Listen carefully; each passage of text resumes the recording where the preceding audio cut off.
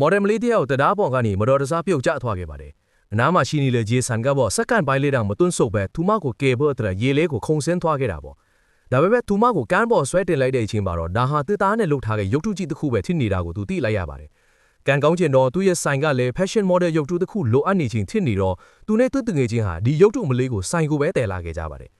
ဂျေဆန်ကရုပ်ထုလေးရဲ့ကိုပေါ်ကရေတွေကိုတေချာတုပ်ပိန်းနေရင်သူမရဲ့လက်ဘင်းကလက်ဆွဲကိုမတော်တဆထိမိလိုက်တဲ့အခါမှာတော့ဒီတစ်သားရုပ်ထုမလေးကပြုံးပြလိုက်ပါတယ်။အိမ်ပြန်ရုပ်တဲ့အခါမှာဂျေဆန်ကဒီရုပ်ထုမလေးကိုတေချာချိရင်သူမဟာတကယ်ကိုလှပလွန်းနေတာကိုအံ့ဩတကြီးတွေ့လိုက်ရတာပေါ့။ငါမှသာဒီလိုရီးစားမျိုးရှိရင်တိတ်ကောင်းမှာပဲလို့သူတွေးနေမိပါတယ်။ဘေးမှာဘသူမှမရှိတဲ့အချိန်မှာတော့ဂျေဆန်ကဒီရုပ်ထုမလေးကိုခိုးပြီးနှမ်းလိုက်ပါတော့တယ်။အဲဒီနောက်မှာတော့သူမနဲ့မလိုက်ဖက်တဲ့လက်ဆွဲအဟောင်းကြီးကိုချွတ်ပေးလိုက်တဲ့အချိန်မှာပဲဒီတစ်သားရုပ်ထုမလေးဟာအံ့ဩစရာကောင်းလောက်အောင်တက်ရှိထင်ရှားဖြစ်လာပါတော့တယ်။ကျွန်တော်ရဲ့မင်းသားလေးနောက်ကိုဆုတ်နေပါဘာလို့ပြေးနေတာလဲငါကဘာလို့ပြေးနေရတာလဲနင်ကတော့ဘာလို့ဆုတ်ရှားနေတာလဲဂျေဆန်ကတော့အရန်လန့်သွားပြီးဒါဟာသူ့ရဲ့စိတ်ကူးရမှုလိုပဲထင်နေခဲ့တာပါဒါပေမဲ့သူမရဲ့ကိုငွေကိုခံစားလိုက်ရတဲ့အခါမှာတော့ဒါဟာတကယ်ဖြစ်နေမှန်းသူသိလိုက်ရပါတယ်အဲ့ဒီအချိန်မှာပဲသူဟာရှေးဟောင်းတညာဒီတစ်ခုကိုသတိရသွားခဲ့ပါတယ်လွန်ခဲ့တဲ့နှစ်ပေါင်း1000ကမင်းသားတစ်ပေါင်းဟာတောရွာကဆင်းရဲတဲ့မိန်းကလေးတစ်ယောက်နဲ့ချစ်ကြိုက်ခဲ့ကြပါတယ်ဒါကိုဘီရင်နဲ့မိဖုရားကသဘောမတူခဲ့ကြပါဘူးသူတို့နှစ်ယောက်လက်ထပ်တော့မဲ့အချိန်မှာပဲစစ်တေတွေကတတားပေါ်မှာတားဆီးလိုက်ကြပါတယ်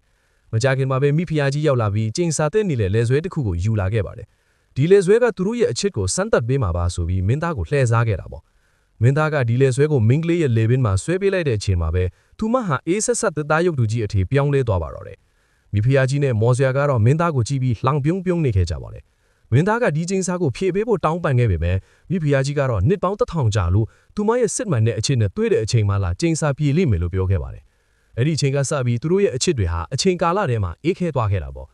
ရာစုနှစ်တွေကြာလာတဲ့အထိဂျက်စီလူခေါ်တဲ့ဒီမိန်းကလေးဟာပြကန်းတင်မှာရုပ်တုအဖြစ်ပြသခံရပြီးဒီတညာရီဟာလည်းလူပြောများတဲ့အကြောင်းအရာတစ်ခုဖြစ်လာခဲ့ပါတယ်ဒါပေမဲ့ကန်ဂျမာကစမ်းကြဲပါတယ်ဂျေဆန်ရဲ့ရုပ်ရည်ဟာတညာရီရဲလာမင်းသားနဲ့တထေထားတဲ့တူနေခဲ့တာပါဒါကြောင့်လဲဂျက်စီကသူ့ကိုမင်းသားလို့ခေါ်နေခဲ့တာပေါ့ဂျေဆန်ကအခုဟာ20ရာစုဖြစ်နေပြီလို့ရှင်းပြပြီးခစ်မိတဲ့ဖနက်တွေကိုထုတ်ပြပေမဲ့ဂျက်စီကတော့မယုံနိုင်သေးပါဘူးဒါနဲ့သူကသူမကိုနီယွန်မီတွေနဲ့ခစ်မိပစ္စည်းတွေပြည့်နေတဲ့လမ်းမကြီးပေါ်ကိုခေါ်လာခဲ့တာပေါ့ဂျက်စီကတော့ဒါဒီကိုမြင်ပြီးအရန်ကိုစိတ်လှုပ်ရှားနေခဲ့တာပါသူတို့ညောင်ဟာချစ်သူတွေလိုမျိုးလမ်းတွေပေါ်မှာရှောက်လဲရင်းကြက်နိုင်လီတွေကိုမြင်ယူချက်ချဲစားခဲ့ကြပါတယ်ဒါပေမဲ့ညရောက်လာတဲ့အချိန်မှာတော့ဂျက်စီပေါ်မှာတဲမလဲဆိုတာပြဿနာဖြစ်လာပါတယ်ဂျေဆန်ကသူ့အိမ်မှာပဲတဲဖို့နဲ့သူကဆိုဖာပေါ်မှာအိပ်ပါမယ်လို့အကြံပေးလိုက်ပါတယ်အဲ့ဒီအချိန်မှာပဲဂျက်စီကနှစ်ပေါင်း1000လုံးရင်ထဲမှာတိမ်ထားခဲ့တဲ့မေခွန်းတစ်ခုကိုမေးလိုက်ပါတော့တယ်မင်းသားမှာစစ်ကြထားတဲ့သူရှိလားအော်အဲ့ဒါပြောမလို့ပဲငါတွဲနေတဲ့သူတယောက်တော့ရှိတယ်ဒါကိုကြားဟရတဲ့အခါမှာတော့ဂျက်စီကချက်ချင်းပဲစိတ်မကောင်းဖြစ်သွားပါတယ်ဒါပေမဲ့သူကသူ့ဘေးမှာရှိနေတဲ့မြင်းရုပ်ဖြူဖြူကြီးဟာသူ့ရဲ့လက်ထပ်ဖော်ပါလူနောက်ပြောက်လိုက်တဲ့အခါမှာတော့ဂျက်စီလည်းသူ့အနောက်ခံနေလာမှထိလိုက်ရပါတော့တယ်နှစ်ပေါင်း1000ကြာသွားပေမဲ့သူမရဲ့မြင်းသားလေးမှာဟာတာရင်ချင်းတွေရှိနေသေးဟာကိုတွေ့ပြီးသူမအញ្ញံအံ့ဩသွားခဲ့တာပါအဲ့ဒီနောက်မှာတော့ဂျေဆန်ကသူ့အမေမသိအောင်ဂျက်စီကိုသူ့ရဲ့အိတ်ခမ်းထဲမှာဟောထားပေးပါတယ်ဂျက်စီကတော့နူးညံ့ပြီးထူးဆန်းတဲ့ဒီမွေရကြီးကိုသဘောကျလို့မဆုံးထင်နေတာပေါ့နောက်နေ့မနက်မှာတော့အိယာထနောက်ကျတဲ့ဂျေဆန်ကမနက်စာတွေကိုကိုယ်တိုင်ပြင်ဆင်နေခဲ့ပါတယ်တစ်ဖက်မှာလည်းဂျက်စီကရေချိုးခံထဲမှာအပန်းဖြေနေတာပေါ့ဒါပေမဲ့ရေချိုးခံထဲကအတန်တွေကြောင့်ဂျေဆန်ရဲ့အမေကတခုခုထူးဆန်းနေပြီဆိုတာရေးမိသွားပါတယ်ဂျေဆန်ကသူ့တငယ်ချင်းတယောက်လာတဲနေတာပါဆိုပြီးအမြန်ဖုံးဖိလိုက်ရပါတယ်သူမသိလိုက်တာကတော့ဂျက်စီကရေချိုးပင်းသွားတဲ့နောက်ကျင်းစာတက်နေတဲ့လဲဆွဲကိုပြန်ဆွဲလိုက်မိတဲ့အခါမှာပါဂျေဆန်ကအသေးပုံမနက်စာလေးကိုယူပြီးအခန်းထဲကိုဝင်လာတဲ့အချိန်မှာတော့ဂျက်စီဟာတစ်သားရုပ်သူချင်းပြန်ဖြစ်နေတာကိုတွေ့လိုက်ရတော့အယိုင်းလန့်သွားပါတယ်အစမှာတော့သူမနောက်နေတာလို့ထင်ခဲ့ပေမဲ့ဘယ်လိုပဲခေါ်မထူးတော့တဲ့အခါမှာဒါဟာတကယ်ဖြစ်သွားမှန်သူထင်လိုက်ရပါတယ်သူကသူမကိုအသက်ပြန်သွင်းခြင်းဖို့ဒူးစားနေတုန်းစင်းမှာနဲ့သူ့အမေကအခန်းထဲကိုဝင်လာပြီးသူ့သားကတစ်သားရုပ်တုကိုချစ်နေတာဆိုတာကိုမယုံနိုင်အောင်ဖြစ်သွားပါတယ်ဂျေဆန်ကရှင်းပြဖို့ကြိုးစားခဲ့ပေမဲ့သူမကတော့နားမလည်နိုင်ခဲ့ပါဘူးနောက်ပိုင်းမှာဂျေဆန်ကဂျက်စီကိုသူ့ရဲ့အလုပ်ခွင်ကိုတည်သွားခဲ့ပါတယ်အဲ့ဒီမှာတော့သူဟာလူစိမ်းတချို့နဲ့တိုးပါတော့တယ်အဲ့ဒီတဲကတယောက်ကတော့ချင်းစာထဲကမော်စရာကြီးဖြစ်နေခဲ့တာပါသူကဂျေဆန်ကိုမြင်တဲ့အခါမှာရင်းနှီးတယ်လို့ခံစားရပေမဲ့တိတ်တော်ကြီးယူမဆိုင်ခဲ့ပါဘူးမော်စရာကဂျက်စီဟာသူ့ရဲ့ပစ္စည်းဖြစ်လို့ပြန်ယူမယ်လို့ပြောပါတယ်ဒါပေမဲ့တကယ်တမ်းဂျက်စီမှာမကောင်းတဲ့အကြံစီရှိနေတာပါဒီပလက်ခွဲပြီးတဲ့နောက်နှစ်ပေါင်း1000ချင်းစာကကုံဆုံးသွားမှာဖြစ်လို့သူကဂျက်စီကိုထားဖို့အသိမ်းဆဲထားချင်နေတာပေါ့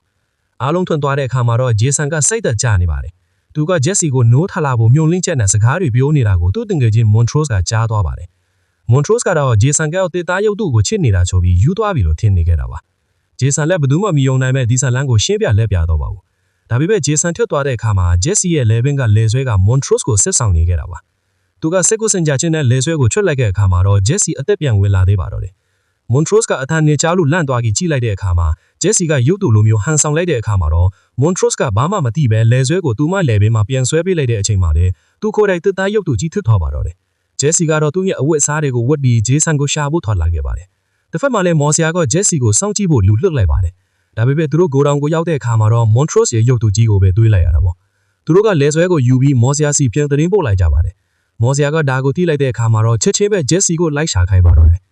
ဂျေဆန်ကဂိုဒေါင်ကိုပြန်ရောက်တဲ့အခါမွန်ထရော့စ်ကဂျက်စီပျောက်သွားပြီလို့ပြောပါတယ်ဂျေဆန်လက်စိတ်မအေးနိုင်တော့ပါဘူးမွန်ထရော့စ်ကဘာလို့ဖြစ်နေတာလဲလို့မေးတဲ့အခါမှာဂျေဆန်ကအကြောင်းစုံကိုပြောပြလိုက်ပါတယ်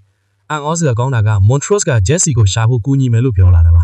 သူတို့နှစ်ယောက်ဟာဂျက်စီရဲ့အိမ်ကိုအရင်သွားကြည့်ပါတယ်အဲ့ဒီကိုရောက်တဲ့အခါမှာတော့ဂျက်စီကကူဒန်ပေါ်မှာပြောင်းပေါက်စားနေတာကိုတွေ့လိုက်ရပါတယ်ဂျေဆန်ကတော့အခုမှအေးအေးဆေးဆေးနေရတော့မယ်လို့ထင်ခဲ့ပေမဲ့အပြင်ကရဲကားတန်တွေကြောင့်လက်တွေပြောရတယ်ကိုပြန်ရောက်သွားပါတယ်မော်ဆီယာကသူတို့ကိုခြေတန်းခတ်မိသွားပြီးဂျေဆန်ကိုခိုးမှုနဲ့ရဲတွေနဲ့ဖမ်းခိုင်းလိုက်ပါတယ်အဲ့ဒီအချိန်မှာပဲမော်ဆီယာကအပေါ်ထက်ကိုတက်သွားပြီးဂျက်စီကိုရှာပါတယ်ဂျက်စီကမော်ဆီယာရဲ့မျက်နှာကိုမြင်လိုက်တဲ့အခါမှာအယမ်းကိုထိတ်လန့်သွားခဲ့ပါတယ်မော်ဆီယာကချင်းစာတဲ့နေတဲ့လဲဆွဲကိုထုတ်လိုက်ပြီးဂျက်စီကိုတစ်သားရုပ်တို့အဖြစ်ပြောင်းလဲသွားပါတော့တယ်ဂျေဆန်ကသူမရဲ့လက်ဘဲမှာလဲဆွဲကိုမြင်လိုက်တဲ့အခါမှာပြဿနာအားလုံးကိုနားလည်သွားပါတော့တယ်သူကရဲတွေကိုအချိုးအချောင်းရှင်းပြပြီးမဲ့ဘယ်သူမှမယုံကြပါဘူးဂျက်စီကတော့ပြခန်းကိုပြန်ရောက်ပြီးလုံခြုံရေးတွေက24နာရီစောင့်ကြပ်ခံလိုက်ရပါတယ်ဂျေဆန်လည်းထောင်ထဲရောက်သွားခဲ့ပါတယ်မျောလင်းချက်တွေကုံဆုံးတော့မဲ့အချိန်မှာပဲမွန်ထရော့စ်ကအရာရှိတယောက်လိုအတွင်းဆောင်ပြီးရောက်လာပါတယ်သူကဂျေဆန်ကိုထောင်ကလွတ်အောင်ကူညီပေးခဲ့တာပါမွန်ထရော့စ်ရဲ့အကူအညီနဲ့သူတို့နှစ်ယောက်ဟာဝက်ကောင်းစားလေးတွေဝတ်ပြီးပြခန်းတွေကိုခိုးဝင်ခဲ့ကြပါတယ်သူတို့မှအရန်ကောင်းတဲ့အစီအစဉ်တစ်ခုရှိနေပါတယ်စင်ပေါ်မှာမီးတွေလင်းလာတဲ့အခါမှာတော့ပြကွယ်ကြီးစခဲ့မှာလို့လေဒါပေမဲ့ဒါဟာရိုးရိုးပြကွယ်မဟုတ်မှန်မော်ဆီယာကရိပ်မိသွားပါတယ်မွန်ထရော့စ်ကလွန်ခဲ့တဲ့နှစ်ပေါင်းတစ်ထောင်ကတညာရီကိုဇလန်းရေးပြီးပြတာနေတာပါပရိသတ်တွေလက်ခလက်ကီးနေတော့စဉ်ဟာပဲတက်သားရုပ်တူကြီးဖြစ်နေတဲ့ဂျက်စီကစင်ပေါ်ကဆင်းလာခဲ့ပါတယ်သူမရဲ့ဘေးမှာတော့မင်းသားအဖြစ်ဝတ်ဆင်ထားတဲ့ဂျေဆန်ကရှိနေခဲ့တာပါမော်ဆီယာကတော့ဒေါသတကြီးနဲ့မွန်ထရော့စ်ကိုတားဆီးဖို့လုံခြုံရေးတွေကိုအမိန့်ပေးပြီးသူ့ကိုယ်တိုင်စင်ပေါ်ကိုတက်လာပါတယ်ဒီမိန်းကလေးကိုအခုချက်ချင်းလွတ်လိုက်စမ်းမင်းကအမိန့်ပေးတယ်ဖဲလိုက်ခင်ဗျားနောက်နေတာလားသူမကကျွန်တော်အပိုင်ပဲသူမကတက်ရှိယူသားတယောက်ပါဘသူရဲ့အပိုင်မှမဟုတ်ဘူးဒါဆိုရင်တော့ငါတို့ယောက်ျားချင်းရှင်းကြတာပေါ့အဲ့ဒီနောက်မှာတော့ယောက်ျားချင်းပြိုင်ပွဲတစ်ခုစတင်ပါတော့တယ်ဂျေဆန်ကတော့မော်ဆီယာရဲ့ရှေးခုံဓာတ်ထိန်တွေကိုမရင်ဆိုင်ခဲ့ပါဘူးဒါပေမဲ့မွန်ထရော့စ်ကစင်ပေါ်ကခက်လို့တစ်ခုကိုနှိပ်လိုက်တဲ့အခါမှာတော့မော်ဆီယာလဲကျသွားတဲ့အချိန်မှာဂျေဆန်ကဂျက်စီစီကိုအပြေးသွားပြီးလဲဆွဲကိုချွတ်လိုက်ပါတော့တယ်ပရိသတ်တွေရှေ့မှာတင်ဂျက်စီဟာတကယ်အလနမီလေးဖြစ်ပြန်ဖြစ်လာခဲ့တာပါဒါပေမဲ့မော်ဆီယာကတနတ်ထုတ်ပြီးဂျက်စီကိုချင်းချောက်လို့သူမဟာသူနဲ့အတူလိုက်သွားခဲ့ရပါတယ်မော်ဆီယာရဲ့လူတွေကလွတ်မြောက်ဖို့အတွက်မိုးပြန်ဘူးပင်တစ်ခုကိုပြင်ထားခဲ့ကြပါတယ်ဘူးပင်ဟာတကေးပင်းနဲ့အပေါ်ကိုတက်သွားတဲ့အချိန်မှာဂျေဆန်ကတော့မတွန့်ဆုတ်ပဲကျိုးကိုလှမ်းဆွဲပြီးအန်ဒီရဲ့ကြားထဲကနေတက်သွားခဲ့တာပါကောင်းကင်ရံအမင်းကြီးထဲမှာရောက်နေပေမဲ့ဂျေဆန်ရဲ့စိတ်ထဲမှာဂျက်စီရဲ့ဘေးကင်းတို့တစ်ခုပဲရှိနေကြတာပါသူကမော်ဆီယာစီကိုရောက်သွားပြီးဘူးပင်ပေါ်မှာနှစ်ယောက်သားပြင်းထန်တဲ့တိုက်ခိုက်ခဲ့ကြပါတယ်မော်ဆီယာပုတ်ကျသွားတော့မယ့်အချိန်မှာဂျေဆန်ကသူ့ကိုကယ်ခဲ့ပေမဲ့မော်ဆီယာကတော့သူ့ကိုရစ်တက်ဖို့ကြိုးစားခဲ့ပါတယ်အဲ့ဒီအချိန်မှာပဲဂျက်စီကချင်းစာတက်နေတဲ့လဲဆွဲကိုမော်ဆီယာရွက်လဲပြီးမှဆွဲပေးလိုက်ပါတော့တယ်ချက်ချင်းဆိုလိုက်ပြီးမော်ဆီယာဟာတသားရုပ်တူကြီးဖြစ်သွားပါတော့တယ်သူတို့နှစ်ယောက်အောင်မြင်ပွဲခံပြီးဖတ်နေလုံးစင်မှာပဲမော်ဆီယာရဲ့ရုပ်တူကြီးကိုမတော်တဆတုံးမိတ်ပြီးဘူးပင်းပေါ်ကနေပြုတ်ကျသွားပါတယ်အောက်ကိုပြုတ်ကျသွားတဲ့တသားမော်ဆီယာကြီးကတော့အပိုင်းအစချွတ်သွားရတာပါမော်ဆီယာရဲ့ပြက်စီးသွားတဲ့ရုပ်တုအပိုင်းစားတွေကိုတော့ပြတိုက်ကိုပဲပြန်ပုံလိုက်ကြပြီးဂျက်စီနဲ့ဂျေဆန်ကတော့သူတို့ရဲ့ပျော်ရွှင်စရာဘဝတစ်ကိုစတင်နိုင်ခဲ့ပါတယ်သူတို့နှစ်ယောက်ဟာအားလုံးရဲ့ကောင်းကြီးပေးတုံးတွေနဲ့အတူလက်ထပ်ပွဲကန်တဲ့ကိုလက်တွဲပြီးဝင်သွားခဲ့ကြပါတယ်ဒီနေရာမှာပဲနှစ်ပေါင်း1000တိုင်အောင်ခိုင်မြဲခဲ့တဲ့ဒီအချစ်ဆက်လန်းလေးဟာပျော်ရွှင်စရာကောင်းတဲ့အဆုံးသက်လေးနဲ့ပြီးဆုံးသွားခဲ့ပါတယ်